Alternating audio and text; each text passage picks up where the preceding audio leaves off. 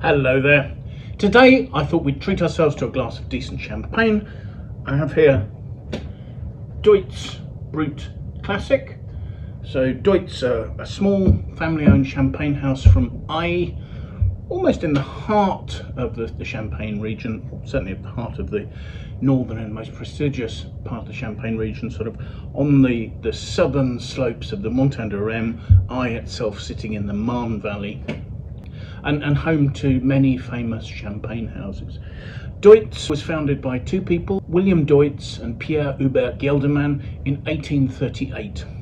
And the house was run by their descendants through until 1983, and at that stage it was taken over by the Rouzaud family. The Rouzaud family, very well known for running the famous champagne house Louis Roederer, and also they have holdings in Bordeaux.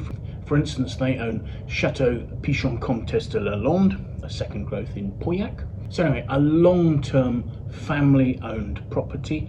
They have vineyards predominantly around an village classified as Grand Cru, has some of the warmest terroirs in the Champagne region. They tend to be south-facing chalk slopes, and Pinot Noir does very well there. In fact, I've been told that Pinot Meunier doesn't do so well there because it gets overripe in Aix. So as I say, the house owns vineyards around Aix, but also has some other vineyards in the Côte de Blanc, which is probably more likely to be planted with Chardonnay, as that variety dominates in the Côte de Blanc. And they also buy in a percentage of fruit from growers. Their blend tends to be roughly equal proportions of the three principal champagne grape varieties. So for instance, the blend for this wine, I'm told, is 38% of Pinot Noir, with 32% of Pinot Meunier and 30% of Chardonnay. And we're told that just short of 80% of all the wines come from villages that are ranked as Grand or Premier Crus. The fruit was all hand-picked and went as whole bunches into the presses, and Deutz are very particular about using a sort of press called a coquard, which is a special champagne sparkling wine press, which is very good supposedly at giving particularly clean free run juice. So the cuvee that comes from a coquard press is top quality. The wines were fermented in different lots, all of which coming from individual vineyards. Fermentation went on in temperature controlled stainless steel tanks, and the wines underwent malolactic conversion there as well.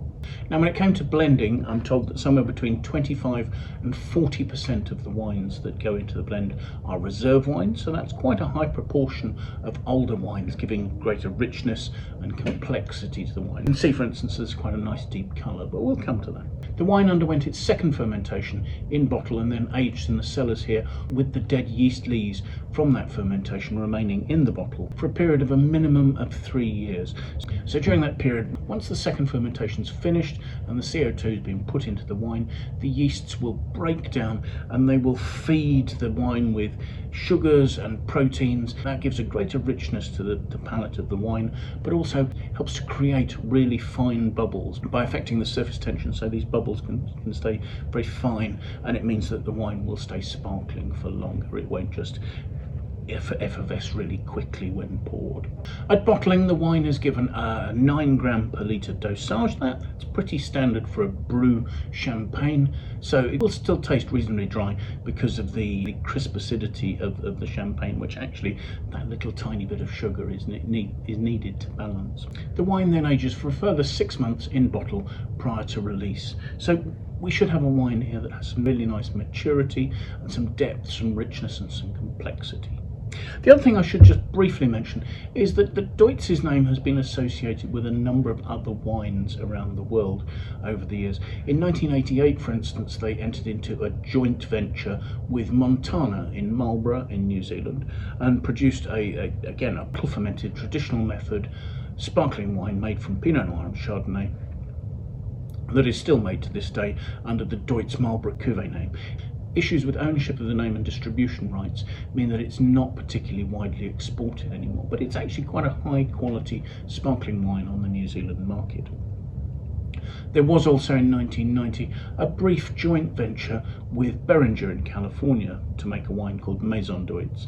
Deutz is no longer part of that partnership, and the wine that was has now become known as Laetitia. So let's have a look at the wine and see what we make of it. I've been yammering away here for a bit, and you can see there's still quite a vigorous bead of bubbles, fine bubbles rising from that. There's quite a nice depth of colour. That's a sort of a medium to straw yellow. So swirl it, plenty of effervescence given off, but it doesn't all just gush. You continue to get a fine bead rising from the centre of the glass there. Let's have a look at the aromas and see what we make of it. The aromas are powerful, but the main sense I get from them is that of a yeasty, bready, doughy note. People use the expression brioche, and it is that slightly sort of, almost slightly sweet, yeasty, doughy note coming through very cleanly. Now behind that you've got notes of sort of apple, pear, maybe a slight sort of bruised apple, almost heading towards sort of a touch of strawberry note. But that's a very, very delicate note. So let's taste.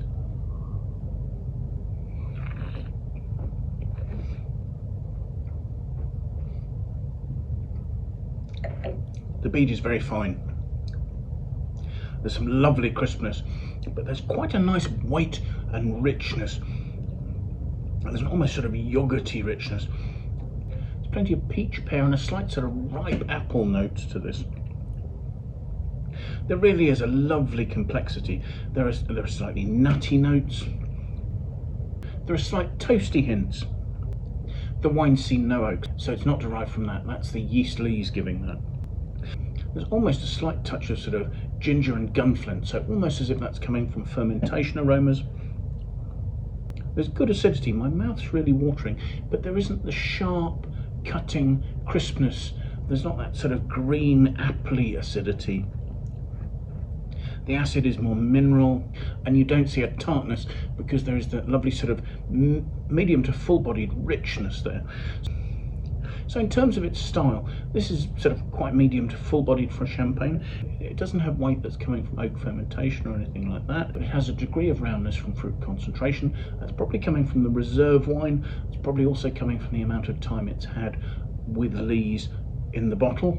And all of these things are coming together beautifully harmoniously. It's lovely to drink. Despite the wine's weightiness, its freshness would make it a lovely aperitif. I'd very happily serve that before a meal. Certainly I can feel myself salivating now. Most of the flavours have passed, but there is still that lingering sort of pear and citrus note on the palate. Yet at the same time there's enough richness that actually you could serve this with quite a wide variety of dishes. Champagne can be incredibly versatile in terms of food matching because of its excellent acidity. I mean, I think if you were to pair this, for instance, with a pork belly, which you might think would be quite big and rich and wouldn't really work with the champagne, that can be a fantastic combination, and I think there is enough richness in this to do that. So yes, Deutz Classic Cuvee, I think a very accomplished champagne and one that I'm enjoying drinking. So thank you so much for watching. I do hope you've enjoyed the video. If you have, please press the like button. If you have any friends you think might be interested, please feel free to share it with them. We'd really appreciate that endorsement coming from you. If you have any comments you'd like to leave, please pop them in the box below. We'd love to hear your feedback about the wines we're looking at, the tastings we're doing, or anything else that relates to that. I'll leave a link in the box below to the webpage on the Wine Searcher website for this wine, and there you can see more details about the winemaking, about the region, the grape varieties used, the producer. We have notes on the price history. You can see what the critics and what other users say. So there's a whole host of information there, and hopefully you'll find that useful in informing your buying decisions. Most importantly, however, I do hope you'll take some time and come and join us for another tasting in the very near future. Until then, bye for now.